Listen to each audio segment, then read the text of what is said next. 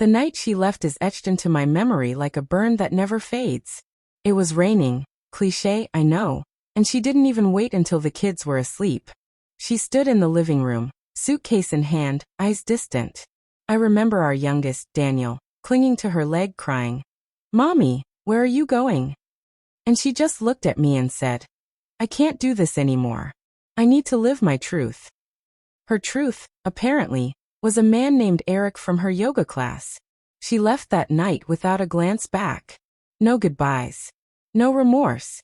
Just silence and the sound of our door clicking shut. I stood there, stunned, holding the broken pieces of what used to be our family. I had to pull myself together fast. 3 kids, no warning, no mother, just me, and the harsh reality that the woman I loved had chosen someone else. The first year was hell. Rachel, our oldest, stopped talking for months. Jake, barely 10 at the time, got into fights at school. Daniel cried himself to sleep more times than I can count. And me? I worked 2 jobs, packed lunches, braided hair, helped with homework, cried in the shower, and forced a smile every damn day.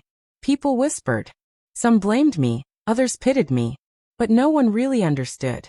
No one saw how hard I tried to keep our home standing while the woman who was supposed to be my partner played house with another man. And she never called. Not once.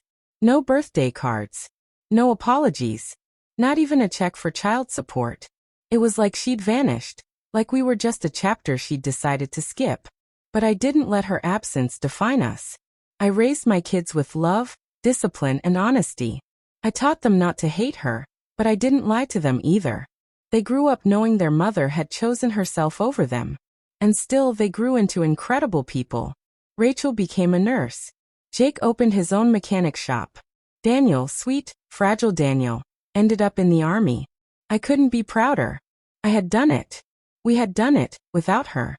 So when I opened the door 21 years later and saw her standing there, hair grayer, eyes tired, suitcase in hand just like before, my first instinct wasn't anger. It was confusion. And then coldly I asked, "Why now?" She didn't answer at first. She just stared at me like I was the one who disappeared. I made a mistake," she finally whispered, her voice cracking with the kind of sorrow I used to beg for years ago. Back when I wanted closure. When I wanted answers. When I cried alone at 2 a.m. wondering what I'd done wrong. But now?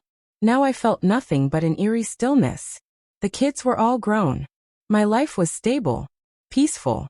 And here she was, trying to shake the dust off the past like it hadn't been over 2 decades of silence.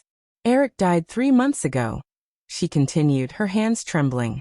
"I've been alone ever since. I thought, maybe we could talk." She looked past me, like she was expecting to be welcomed back into the house. Our house, like no time had passed. I didn't move. I didn't open the door any wider.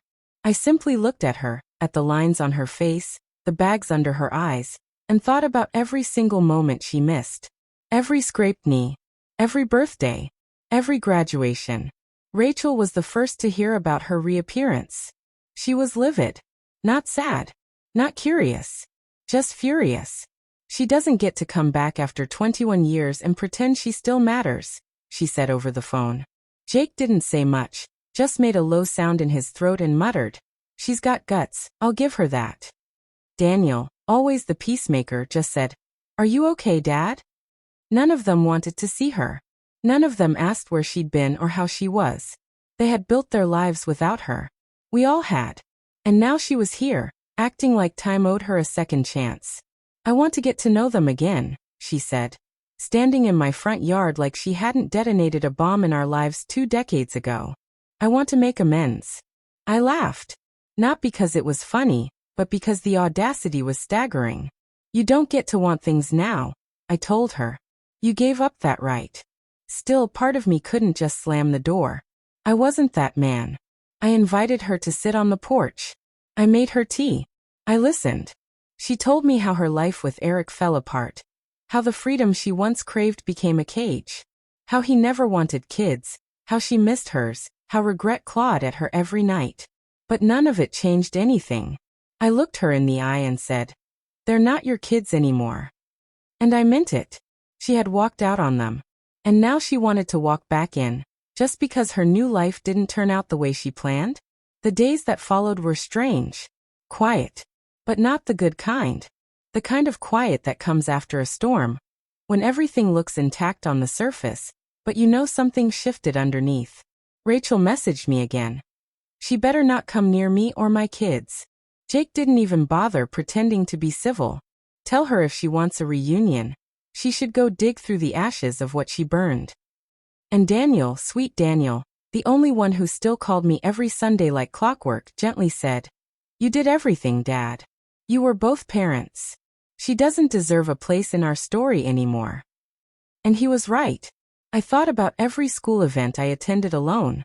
Every night I sat by Rachel's bed while she cried over a mother she barely remembered. The way Jake stopped talking altogether for almost a year after she left. And how I used to lie awake wondering if one day she'd regret it. Now I knew she did.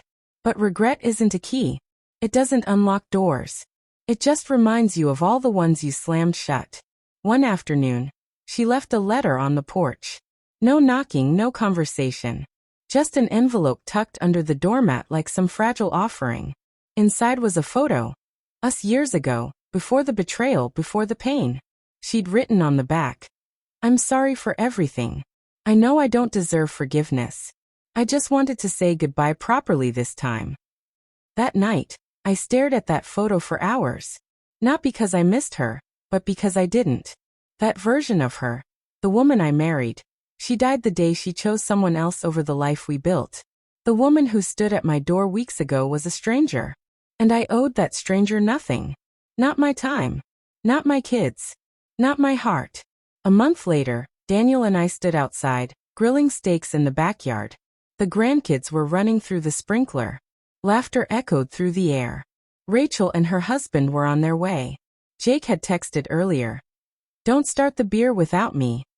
And in that moment, surrounded by the family I raised, the family she left, I felt a quiet peace. Not the kind that follows a storm. The kind that comes from knowing you survived one. I'd carried the weight of her betrayal for years, and now finally, I'd set it down.